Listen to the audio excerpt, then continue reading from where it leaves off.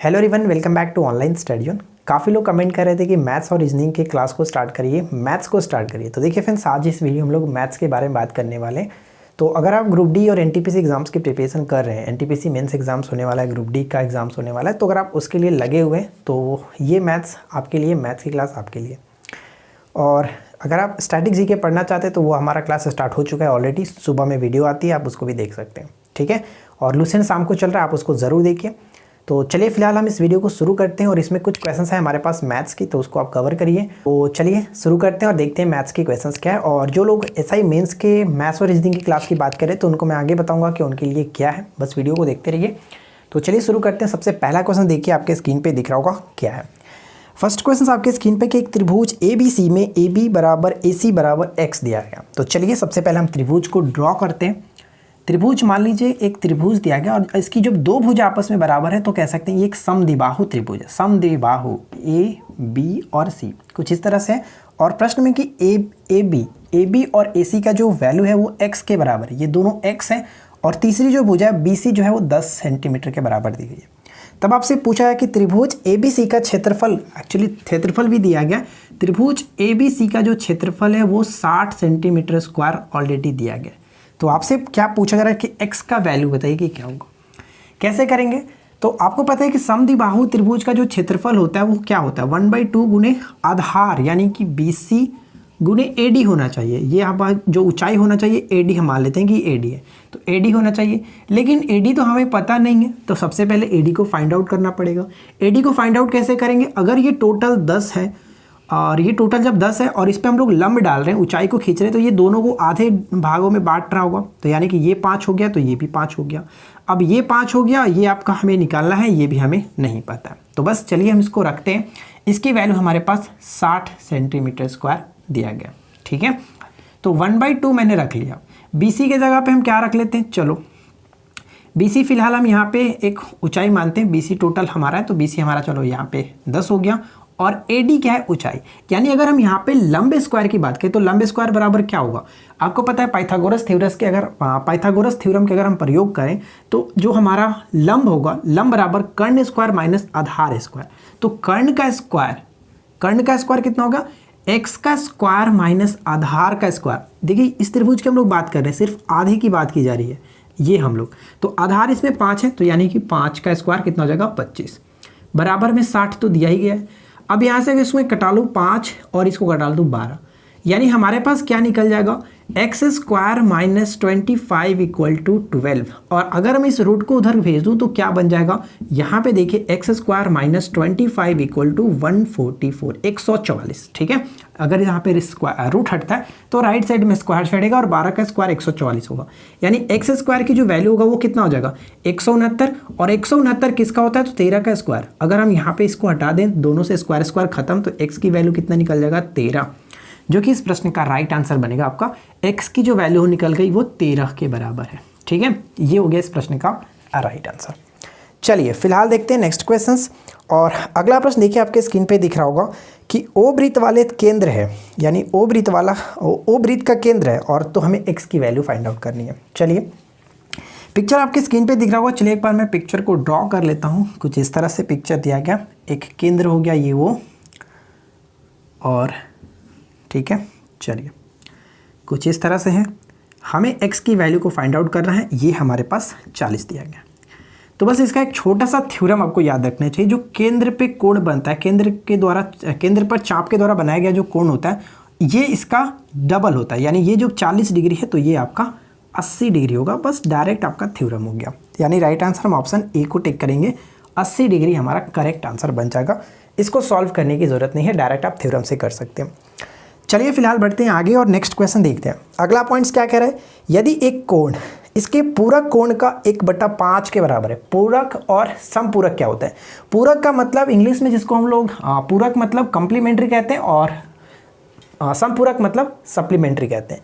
तो पूरक जब भी क्वेश्चंस की बात करें तो वहाँ पे आप मानिएगा कि 90 डिग्री की बात की जा रही है। और जब समपूरक की बात करें तो समपूरक में अगर आपसे पूछे तो वहाँ पे आप 180 समझना, ठीक है। तो अगर हम यहाँ पे बात करें कि कोई कोण है तो हम मानते हैं कि कोई कोण थीटा है, ठीक है, कोई कोण थीटा है। इसके पूरक के, यानी पूरक का मतलब क्या है, 90 माइनस थीटा। इसके पूरक की बात करते हैं, 90 डिग्री माइनस थीटा इसके पूरक के 1/5 है। ये जो कोण है वो 1/5 है इसके, हो गया। अगर हम क्रॉस मल्टीप्लिकेशन करें तो कितना हो जाएगा, 5 थीटा बराबर 90 डिग्री माइनस थीटा, ठीक है, कोई कोण माना गया है।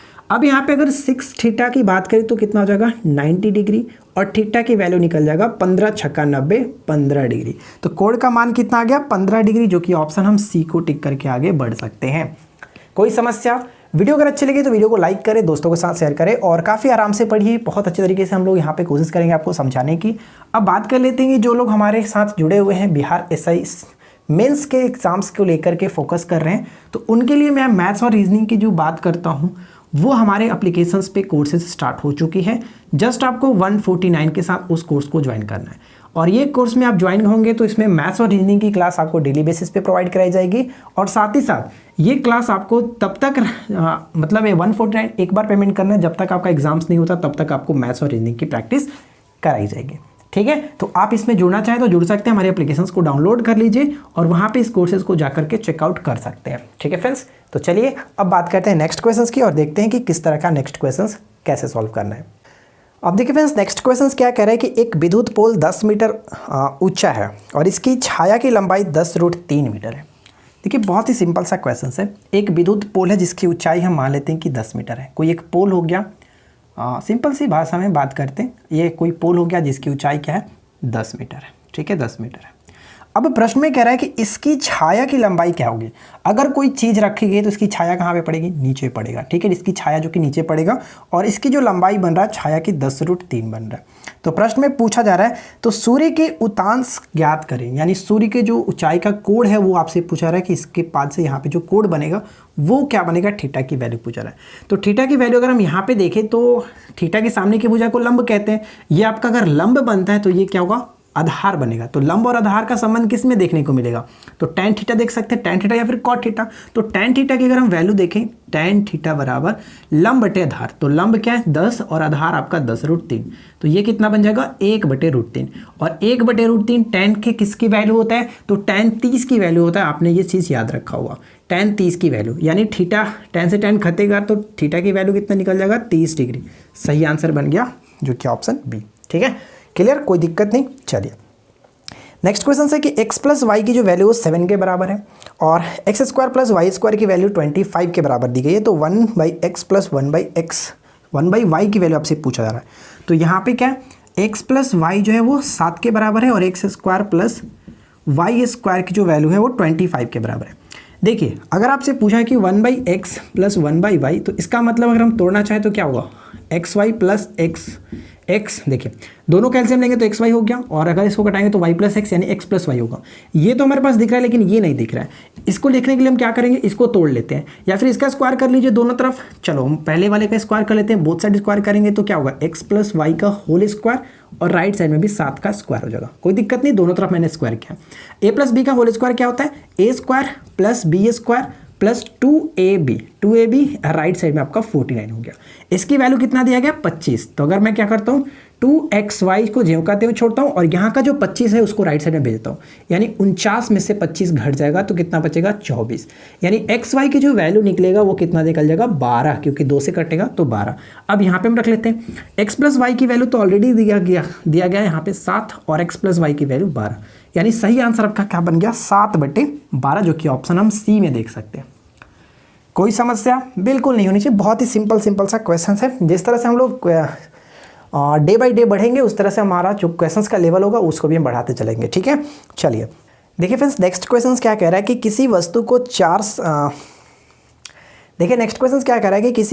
40 रुपये में बेचने पर 40% की हानि होती है, इसे 80 रुपये में बेचने पर क्या होगा। देखिए काफ़ी अच्छा प्रश्न है, पूछा गया ऑलरेडी। क्वेश्चन है कि 40 रुपये में बेचने पर 40% की हानि होती है। तो देखिए 40 रुपये में बेचने पर इसको क्या होता है 40% की हानि, और 80 रुपये में बेचने पर क्या होगा। तो अगर हम इसको 40 रुपये में बेचते हैं तो 40% की हानि, तो मानते हैं 60।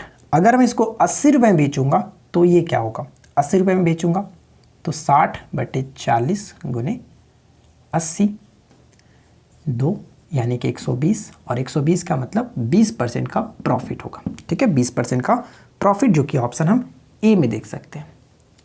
120 का मतलब क्या हुआ 20% का प्रॉफिट, तो आगे बढ़ते हैं। नेक्स्ट क्वेश्चन है कि 2 अंकों की एक संख्या जिसका योगफल 8 है। देखिए इस टाइप के जब भी क्वेश्चन आपको दिखे तो वहाँ पे हम लोग ऑप्शंस का सहारा लेते हैं। 44 है, 35 है, 62 और 53। ध्यान से समझिएगा, प्रश्न में कह रहा है कि 2 अंकों की एक संख्या जिसका योगफल 8 है। अगर हम योगफल देखें तो ये भी आपका 8 बनता है, ये भी 8 है, ये भी 8 है और ये भी 8 है। आगे समझिए, यदि इस संख्या में से 18 घटाया जाए तो अंकों के स्थान परस्पर बदल जाते हैं। परस्पर बदल जाने का मतलब ये हुआ कि अगर हम यहाँ पे 35, इसका तो कोई मतलब नहीं बनता है, तो ये तो आपका वैसे भी कट जाएगा। अगर हम यहाँ पे इसको देखें, जैसे 35 है, अगर इसमें से 18 घटाया जाएगा तो इसको अंक बदलने का मतलब कि 53 हो जाना चाहिए। तो आप ये बताइए कि 35 में से अगर कोई 18 घटाएगा तो क्या ये 53 आएगा? इसका मतलब कि घटना चाहिए ना, तो ये तो बढ़ेगा नहीं, ये भी आपका खत्म। अब 62 है, अगर 62 को अगर 18 घटाने पर ये 26 बनना चाहिए तभी तो पॉसिबल है, तो ये आपका वैसे भी गलत होगा क्योंकि नहीं होगा। 62 में से अगर 18 घटाते तो 26 तो आएगा नहीं। अब यहाँ पे देखिए 53 को उठाते हैं, बस एक ही बचा है, तो राइट आंसर तो वैसे भी आपका 53 होगा, लेकिन हमें चेक करना है। तो चेक करते हैं, अगर मैं 53 में से 18 घटाता हूँ तो आप देखिए क्या बनता है। 13 में से 8 गया तो 5 और यहाँ पे 4 बचा, 4 में से 1 गया तो 3। अब आप ये देखिए कि 53 था, इसमें से 18 घटाने के बाद इसका अंक चेंज हुआ कि नहीं हुआ। 5 और 3, 3 और 5, बिल्कुल सही जवाब है। राइट आंसर बनेगा ऑप्शन डी, जो कि 53 बिल्कुल सही आंसर बनता है। आगे बढ़ते हैं। नेक्स्ट क्वेश्चन है कि एक घोड़ा 40 मीटर लंबे और 24 मीटर चौड़े आयताकार घास के खेत पर एक कोने पर खूंटी से बांधा हुआ है। ठीक है, एक गड़ी गई खूंटी से 14 मीटर लंबी रस्सी से बांधा हुआ है। चलिए देखिए मान के चलिए कि एक कोई खेत है, ये आयताकार खेत है जिसका 40 और ये आपका 24 है। ठीक है, लंबाई चौड़ाई है, और एक कोने में जो कि 14 मीटर लंबे रस्सी से बांधा हुआ है एक गाय बांधी हुई है, सॉरी घोड़ा बांधा हुआ है। अब ये क्या पूछा जा रहा है आपसे कि रस्सी से बांधा हुआ है तो घोड़ा खेत के कितने क्षेत्र को चर सकता है। तो अगर आपसे बोलूँ कि ये अगर खूंटा से बांधा हुआ है, रस्सी इतना लंबा है, तो ये अगर घूम कर भी इस खेत को चरता है तो खेत का तो कुछ इतना ही भाग चलेगा, यानी ये इस तरह से चरता चलेगा। इस तरह से अगर 14 सेंटीमीटर है तो ये आपका टोटल इस तरह से कवर किया जाएगा, इस तरह से। तो कहने का मतलब ये हुआ कि अगर हम यहाँ पे देखें तो ये क्या है, ब्रीथ के टोटल। अब यहाँ पे समझिएगा, अगर हम यहाँ पे बात करें तो ये जो कि देखिए ये अब आपका इस तरह से बन रहा है, तो ये और ये खेत का क्षेत्रफल बनता है। खेत का जो ये कोना आप देख रहे हैं, तो ये कहने का मतलब कि ब्रीथ का एक भाग हो रहा है, ब्रीथ का एक भाग हो रहा है। ठीक है, 4 भागों में से ब्रीथ का एक भाग है, तो हम क्यों ना ब्रीथ का क्षेत्रफल निकाल के 4 से डिवाइड कर दें, आसानी से निकल जाएगा। क्योंकि हमें तो त्रिज्या पता ही है, त्रिज्या 14 है, इधर से भी करें तो 14 है, क्योंकि ये 14 सेंटीमीटर लंबा रस्सी से बंधा हुआ है, तो ये 14 कुछ इस तरह से चलेगा। तो खेत का इतना हिस्सा चल रहा है, तो खेत का एक हिस्सा निकालने के लिए हम ये कर सकते हैं कि ब्रीथ के क्षेत्रफल को 4 से डिवाइड करते हैं, क्योंकि 1/4 निकालना है तो चौथा भाग निकल जाएगा। तो ब्रीथ का क्षेत्रफल क्या होता है, पाई r स्क्वायर, और बटे में हम लोग यहाँ पे 4 कर लेते हैं, क्योंकि एक ही चौथाई हमें निकालना है, बाकी 3 से मतलब नहीं है। तो मैंने 4 से डिवाइड करें क्योंकि एक भाग निकाला जा रहा है। तो अगर मैं 22/7 रखता हूँ और 1/4 यहाँ पे हो गया, r की जो वैल्यू होगा कितना होगा, 14 × 14। ठीक है, 14 × 14 ये कर लेते हैं। अब यहाँ पे देखिए क्या होता है, 7 दूनी की 14 और ये देखिए 2 और ये आपका 7, यानी कि 22 सते कितना होगा, 22 सते 154 मीटर स्क्वायर। ये बना इस प्रश्न का राइट आंसर, 154 मीटर स्क्वायर, जो कि ऑप्शन हम ए को टिक करेंगे। राइट, तो ये हुआ इस प्रश्न का राइट आंसर। तो देखिए फ्रेंड्स, आज के इस छोटे से वीडियो में बस मैं आपके साथ क्लास के बारे में बताना चाहता था। नेक्स्ट जो क्लास आएगा उसमें हम लोग मैथ्स को थोड़ा सा बढ़ाएंगे, इसमें रीजनिंग भी इंक्लूड किया जाएगा। और कैसा लगा वीडियो आपको थोड़ा सा नीचे कमेंट करके बताएगा। आई होप कि फ्रेंड्स आप लोगों को ये वीडियो अच्छा लगा, क्योंकि हम लोगों ने आज थोड़ा सा क्वेश्चंस का लेवल बहुत ही नीचा रखा है। काफ़ी अच्छे क्वेश्चंस थे, बस थोड़ा सा आपके साथ यहाँ पे बताया गया किस तरह से हम लोग यहाँ पे सॉल्व करेंगे। और जो नेक्स्ट क्लास आएगा उसमें रीजनिंग भी इंक्लूड किया जाएगा। ठीक है, जो लोग एसआई वाले बात मैंने आपको बताया था, एसआई मेंस की जो एग्जाम्स की प्रिपरेशन में है, उनको मैथ्स और रीजनिंग की क्लास हमारे एप्लीकेशंस पे दी जाएगी। तो एप्लीकेशंस को डाउनलोड कर लिए, इस वीडियो के नीचे डिस्क्रिप्शन में लिंक है। और साथ ही साथ जो ग्रुप डी एनटीपीसी एग्जाम्स की प्रिपरेशन करेंगे उनके लिए भी वो क्लास इंपॉर्टेंट होगा, तो आप चाहो तो वहाँ पर जोड़ सकते हैं। ठीक है, तो बस आज की इस वीडियो में इतना ही, मिलते हैं नेक्स्ट क्लास में। Thanks for watching, keep watching, keep learning, have a good day.